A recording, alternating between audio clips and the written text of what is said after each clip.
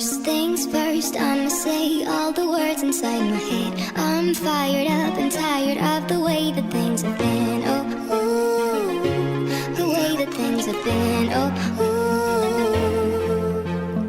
Second thing second, don't you tell me what you think that I can be.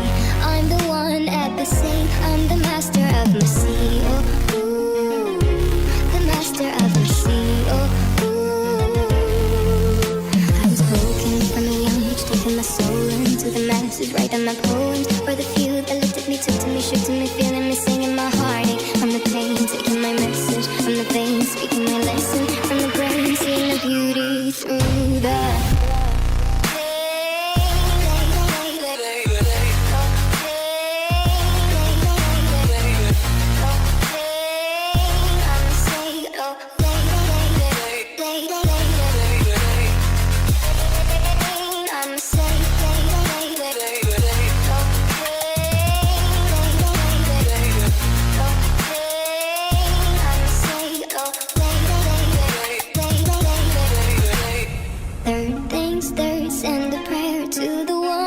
above. All the hate that you've heard has turned your spirit to a dove. Oh, your spirit up above. Oh,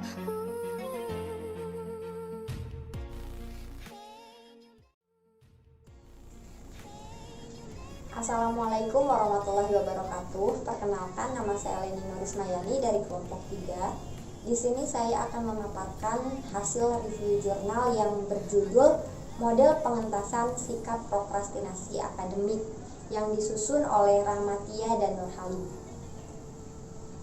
Menjadi seorang mahasiswa adalah suatu kebanggaan sekaligus tuntutan bagi kita, di mana kita dituntut untuk bisa berpikir kritis dan bersikap lebih berani untuk menyatakan satu fakta yang ada. Seseorang bisa dikatakan memiliki sumber daya manusia yang tinggi ketika orang tersebut bisa memiliki sikap, disiplin, kreatif, dan etos kerja yang tinggi dalam menyelesaikan tugasnya. Namun tidak sedikit dari kita sering kesusahan untuk manajemen waktu atau mengatur waktu. Terkadang kita sering menunda-nunda pekerjaan, sering terlambat masuk kelas, atau sering melakukan sistem kebut semalam untuk melaksanakan ujian besok misalnya. Nah, dari sini sikap seperti itu bisa disebut sebagai prokrastinasi yang diambil dari bahasa Latin procrastination, yang artinya menunda-nunda pekerjaan atau menangguhkan pekerjaan untuk hari berikutnya.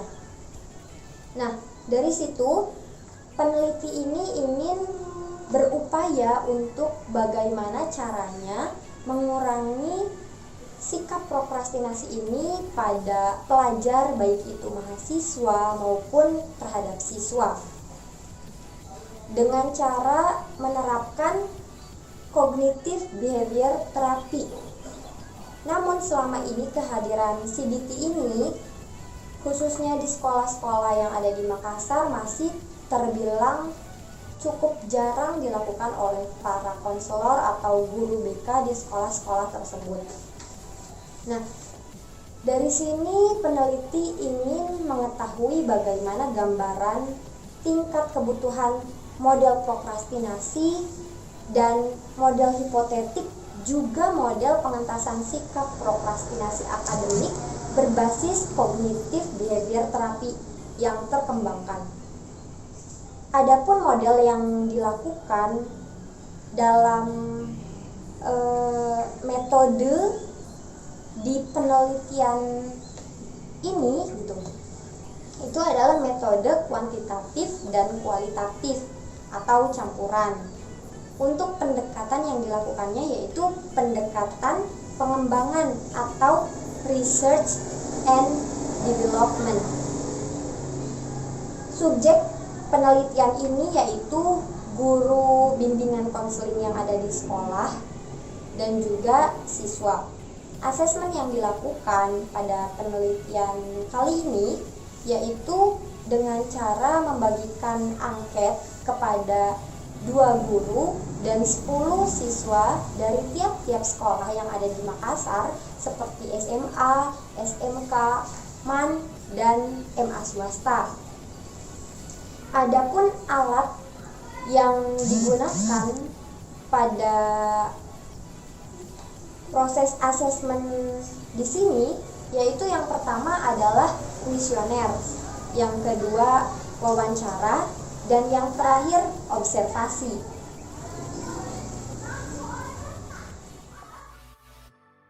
Ya, terima kasih Mbak Leni tadi sudah menjelaskan tentang beberapa komponen jurnal yang sebelumnya, tentang metodenya, terus latar belakangnya dan lain-lain. Sekarang saya Alan Alamsa ingin menjelaskan tentang proses intervensi dalam jurnal ini. Jadi dalam jurnal ini dijelaskan bahwa intervensinya itu diberikan kepada 5 orang konselor sekolah.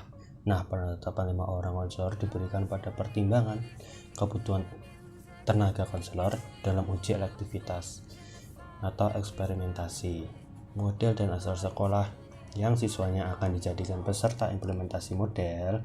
Simulasi ini difokuskan pada aspek-aspek yang terkait dengan tahap implementasi atau pelaksanaan model, yaitu ada 3 tahap: prakegiatan, terus tahap kegiatan, dan pasca kegiatan. Hal-hal yang menjadi pokok penilaian dalam lembar observasi tersebut, yang pertama itu ada building raportnya atau pendekatan, terus yang kedua itu pemaparan materi dengan aturan dan yang terstruktur pastinya, yang ketiga itu pengaplikasian teknik secara tepat, yang keempat ada memanfaatkan bahan bacaan dan lembar kerja yang disediakan dengan baik, yang kelima mengajak konseling untuk aktif selama proses kegiatan berlangsung, yang keenam menggunakan bahasa yang tepat selama proses kegiatan, yang ketujuh pengaplikasian waktu yang tepat. Nah, kegiatan yang dilakukan oleh guru pembimbing atau konselor itu ada 5 macam. Yang pertama itu ada latihan mengidentifikasi masalah, yang kedua itu ada latihan merumuskan tujuan bersama, yang ketiga simulasi merancang materi, keempat skenario menyusun pelaksanaan, terus yang kelima simulasi pelaksanaan model pengentasan sikap. Dari hasil pelatihan tersebut akan dinilai oleh peneliti dengan menggunakan lembar observasi penilaian melalui simulasi pelaksanaan oleh konselor. Simulasi ini dilakukan agar peneliti mengetahui bagaimana gambaran pelaksanaan model pengatasan sikap prokrastinasi akademik berbasis GPT. Nah, yang kedua tuh proses intervensi. Yang kedua tuh adalah hasilnya. Yang tadi pertama proses intervensinya, kedua ini hasil. Nah, hasilnya ini dalam jurnal ini itu ada yang pertama gambaran sikap, gambaran tingkat kebutuhan model pengetasan sikap prokrastinasi akademik siswa SMA di Makassar. Diawali dengan asesmen kebutuhan, alat-alat pengumpulan datanya yaitu dengan membagikan angket yang berisi need assessment pada 2 guru dan 10 orang siswa kelas 12 SMA di Makassar. Adapun hasil dari asesmen kebutuhan tentang model pengentasan sikap prokrastinasi akademik diantaranya yaitu 1. Pada umumnya program pengentasan sikap prokrastinasi akademik belum terlaksana di sekolah secara sistematik dan struktur. Yang kedua, program pengembangan model pengentasan sikap prokrastinasi akademik sangat penting diberlakukan untuk di sekolah. Yang ketiga, dibutuhkan program pengembangan model pengentasan sikap prokrastinasi akademik dalam bentuk konseling kelompok sehingga para konseling dapat saling membantu dan memberi masukan selama proses konseling berlangsung. Terus yang keempat, model pengentasan sikap prokrastinasi akademik sangat dibutuhkan di sekolah sebab pelaksanaannya terkendala. Jika tidak ada model pelaksanaan yang menjadi acuan, pasti akan sangat ribet lah, sangat sulit dilakukan. Nah, yang kedua tuh tadi pertama tuh ada 4 poin. Nah, yang sekarang yang kedua, gambaran hipotetik pengentasan sikap prokrastinasi akademik berbasis GPT. atau Cognitive Behavior Therapy yang berdasarkan hasil asesmen kebutuhan yang telah dilakukan, maka didesain sebuah model teoretik atau hipotetik yang dapat diimplementasikan untuk meningkatkan prestasi akademik dan menghilangkan sikap prokrastinasi. Yang diberi nama modelnya itu adalah model Entas Proxy. Nah, itu tuh terdiri dari dua bagian kesatuan, jadi dua bagian ini menjadi satu, yaitu model dan panduannya. Nah, modelnya ini mengembangkan sikap prokrastinasi akademik siswa berbasis CBT. Model ini terdiri dari komponen filosofi dan operasional. Yang kedua tuh panduan model pengentasan sikap prokrastinasi akademik berbasis CBT. Panduan ini merupakan petunjuk teknis yang di dalamnya memuat pengantar, pokok-pokok pelaksanaan, tahap prakegiatan, tahap kegiatan, dan pasca kegiatan.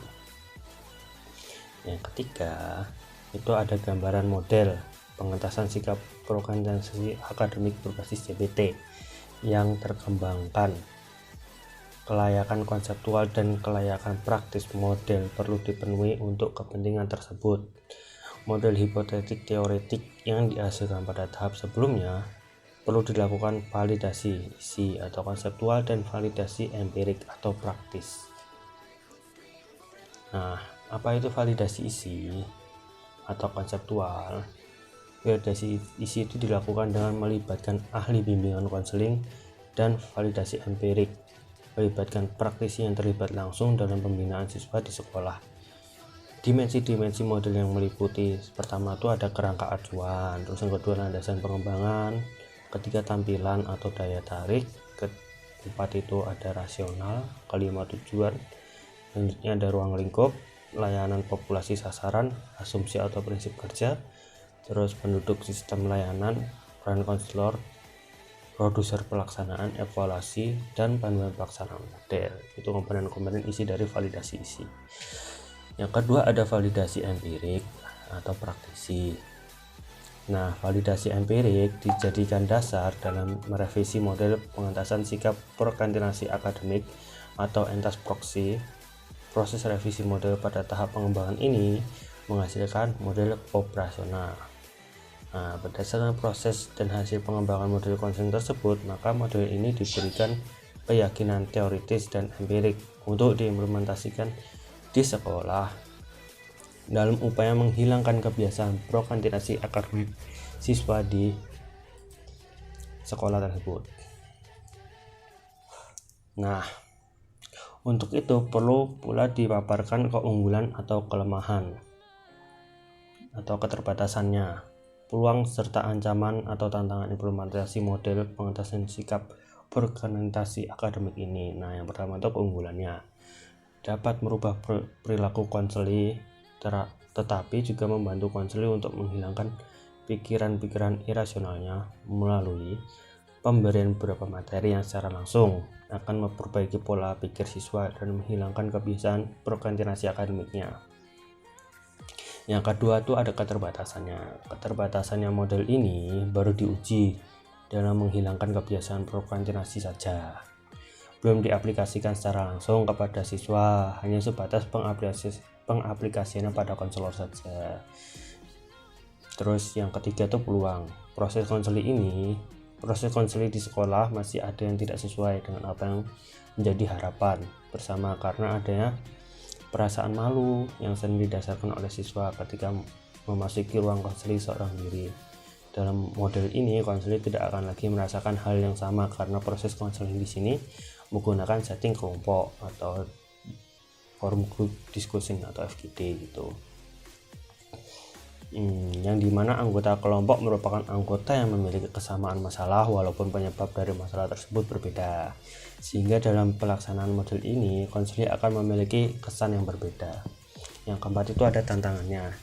Nah, tantangan dalam pelaksanaan model ini datang dari kompetensi konselor. Pemenuhan persyaratan kompetensi konselor menjadi tugas utama.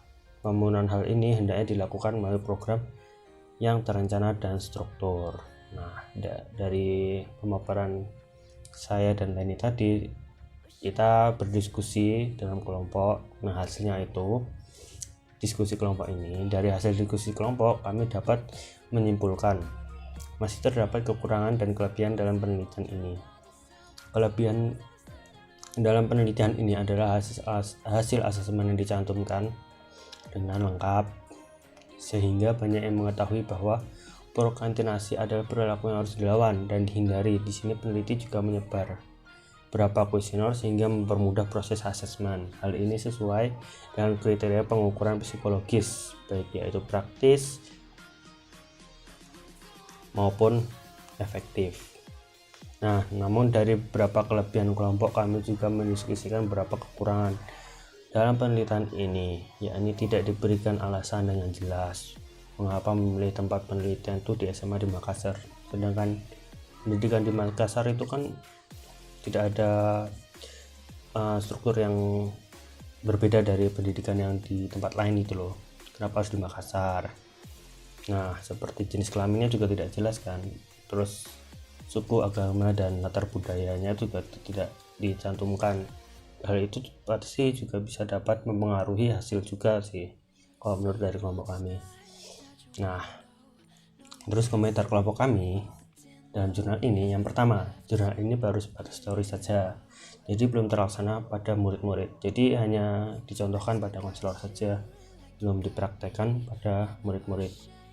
Yang kedua, juga belum tentu menerapkan proses konseling berkelompok akan menghilangkan rasa malu seseorang, karena setiap orang rasa malu berbeda-beda. Gitu sih. Terima kasih sudah mendengarkan dari saya.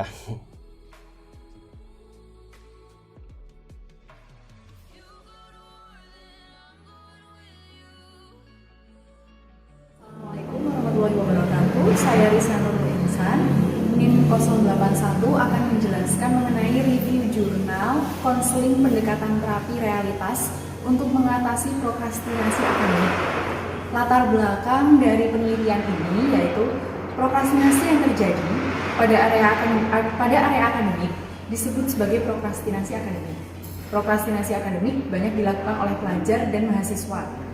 Mengerjakan tugas sekolah merupakan salah satu area akademik yang penting karena menjadi salah satu upaya tercapainya pemenuhan layak akademik bagi siswa. Namun, hal ini tetap saja ditunda oleh kebanyakan siswa.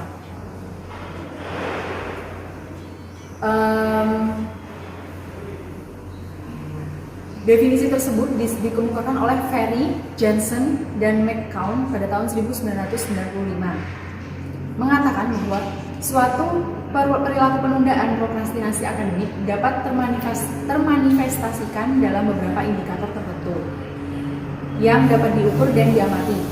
Sejumlah ciri prokrastinasi berupa penundaan untuk memulai maupun menyelesaikan kerja pada tugas yang dihadapi, keterlambatan dalam mengerjakan tugas, kesenjangan waktu antara rencana dan kinerja, serta melakukan aktivitas lain daripada melakukan tugas yang harus dikerjakan.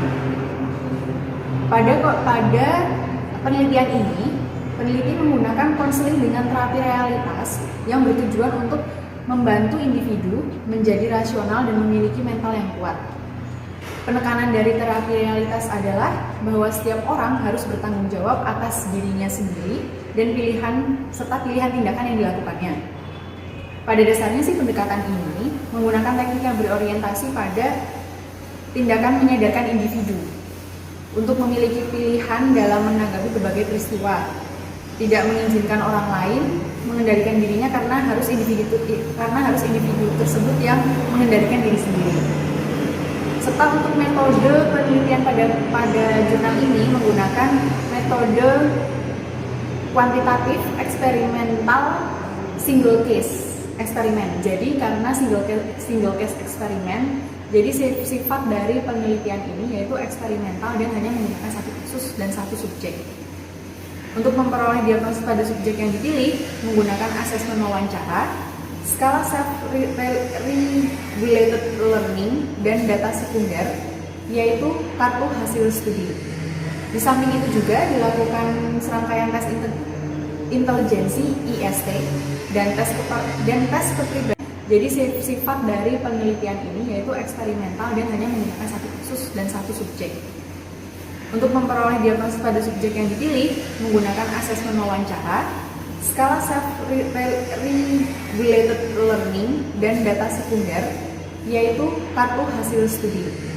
Di samping itu juga dilakukan serangkaian tes intelijensi IST dan tes kepribadian formal, yaitu EPPS, warteg, dan grafis yang meliputi DAP, BAUM, dan HTP. Terima kasih.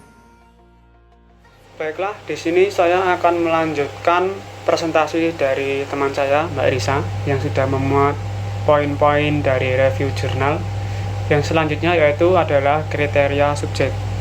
Pada penelitian ini, partisipan dari studi ini adalah seorang mahasiswa di Fakultas Psikologi di salah satu perguruan negeri di Surabaya. Kemudian, proses asesmen. Proses asesmen dari penelitian ini dilakukan dalam 6 tahapan. Yang pertama yaitu asesmen wawancara subjek terkait prokrastinasi akademik dan mengumpulkan data sekunder. Yang kedua yaitu asesmen formal IST untuk mengetahui gambaran mengenai kemampuan intelektual subjek dalam proses belajar. Yang selanjutnya yaitu asesmen kepribadian EPPS untuk mengetahui aspek kepribadian pada kebutuhannya. Yang keempat yaitu melakukan asesmen formal grafis dan tes warteg untuk mengetahui aspek kepribadiannya secara menyeluruh. Yang kelima yaitu memberikan skala self-regulated learning. Dan yang terakhir, membuat diagnosis permasalahan dari subjek itu sendiri. Yang poin berikutnya yaitu proses intervensi. Pada penelitian ini, teknik analisis studi ataupun penelitian ini menggunakan metode analisis deskriptif komparatif, yaitu tindakan subjek terhadap penugasan kuliah sebelum dan sesudah perlakuan yang dijelaskan secara deskriptif. Monitoring perilaku subjek itu sendiri diberikan perlakuan dengan observasi dan wawancara, melakukan evaluasi akhir dengan membandingkan sikap subjek sebelum dan sesudah penugasan kuliah. Sebelum memberikan perlakuan, penulis menetapkan baseline perilaku subjek saat menerima penugasan kuliah. Dan selanjutnya, peneliti membandingkan baseline perilaku subjek setelah diberikan intervensi. Perilaku berupa konseling dengan pendekatan terapi realitas dan monitoring kemudian diberikan kepada subjek selama 3 minggu. Dan proses evaluasi sendiri berlangsung selama 1 minggu. Konseling ataupun penelitian ini dilakukan berdasarkan prinsip WDEP, yaitu Wants, Direction, Evaluation, and Planning. Dan tahap selanjutnya yaitu hasil konseling dilakukan sebanyak 9 kali dan dievaluasi dilakukan berdasarkan pencapaian subjek dengan melihat target perilaku dan kondisi akhir subjek, yaitu membandingkan dari baseline yang di awal dan yang di akhir. Dan penjelasan selanjutnya akan dijelaskan oleh teman saya. Terima kasih. Assalamualaikum warahmatullahi wabarakatuh. Perkenalkan, nama saya Nita Solfatin Kholiso. Di sini saya akan memaparkan beberapa komponen ya dari jurnal yang telah kelompok kami review. Nah, di jurnal kedua ini berjudul tentang konseling pendekatan terapi realitas untuk mengatasi prokrastinasi akademik. Nah, ada beberapa pemaparan yang akan saya paparkan. Yang pertama adalah hasil dari jurnal penelitian ini, yakni ketika tahapan WDEP yang diterapkan peneliti menunjukkan hasil yang signifikan pada subjek. Nah, pendekatan terapi realitas yang digunakan dalam konseling ini dilakukan sebanyak 9 sesi. Nah, di konseling ini dengan pendekatan terapi realitas juga mampu membantu subjek untuk mengarahkan diri dan melakukan monitoring terhadap dirinya serta menilai diri sendiri dan bertanggung jawab atas apa yang ingin subjek capai. Nah, hasil evaluasi dari konseling ini dapat diterima oleh subjek, yakni ketika subjek bersedianya untuk berkomitmen secara penuh menjadi lebih rajin dari sebelumnya. Kemudian subjek juga mengetahui dan memahami dan dapat menyimpulkan dengan baik akan kelebihan dan kekurangan dalam dirinya. Nah, selanjutnya ketika konseling dengan pendekatan terapi realitas ini, di mana di dalamnya ada tahapan awareness, direction, evaluasi, dan planning yang diterapkan peneliti dapat menjadikan subjek lebih menyadari bahwa hambatan yang selama ini dirasakan oleh subjek mengenai penyelesaian tugas yaitu berasal dari dirinya sendiri. Nah, sehingga subjek merasa ada semangat baru untuk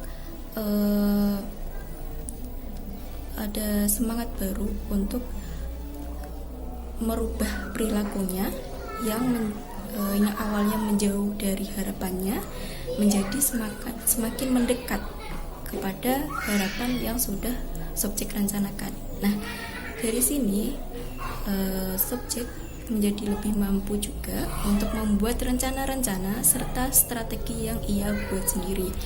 Nah, selanjutnya dengan adanya rencana serta strategi yang dibuat oleh subjek tersebut menjadikan subjek mengetahui apa yang harus dilakukan terlebih dahulu untuk mengerjakan tugas-tugasnya. Nah, dengan mulainya semua komponen tersebut, diusahakan subjek merasakan usaha-usaha tersebut dan membantu mempercepat penyelesaian tugas tersebut. Nah, itu tadi komponen atau hasil dari review jurnal yang kedua. Nah, selanjutnya adalah diskusi kelompok yang telah kelompok kami cantumkan pada jurnal yang telah kami review. Nah, di diskusi ini ada beberapa kesimpulan yang kelompok kami dapatkan. Yang pertama adalah penelitian tidak menjelaskan secara rinci latar belakang dari subjek, seperti jenis kelamin, usia, dan juga apakah mahasiswa ini di semester berapa, atau apakah tingkatan yang sudah skripsi atau belum. Nah, itu hal yang pertama yang kami diskusikan. Nah, hal yang kedua adalah penelitian hanya menggunakan satu subjek, sehingga pada hasil penelitian tidak ada pembanding dengan subjek lain apabila menggunakan lebih dari satu subjek. Maka akan ada pembanding antara satu subjek dengan yang lain, sehingga lebih banyak aspek yang dikaji dan dipelajari. Jadi lebih luas untuk mengkaji dan mempelajarinya. Nah, yang terakhir adalah komentar kelompok dari kami. Nah, komentar kelompok dari kami itu ada kelebihan dan kekurangan dalam jurnal ini. Nah, dari jurnal ini, yang pertama ada kajian dari jurnal yang sudah baik dari segi penyampaian penelitian, lebih ringkas dan jelas, langsung pada poin utama penelitian. Nah, terus yang kedua, karena penelitian hanya menggunakan satu subjek, jadi belum tentu metode intervensi yang diterapkan realitas ini efektif juga untuk diterapkan pada orang lain, sehingga masih perlu evaluasi apakah bisa diterapkan untuk semua orang atau tidak. Nah, itu tadi beberapa pemaparan yang saya sampaikan. dan apabila ada kekurangan mohon maaf.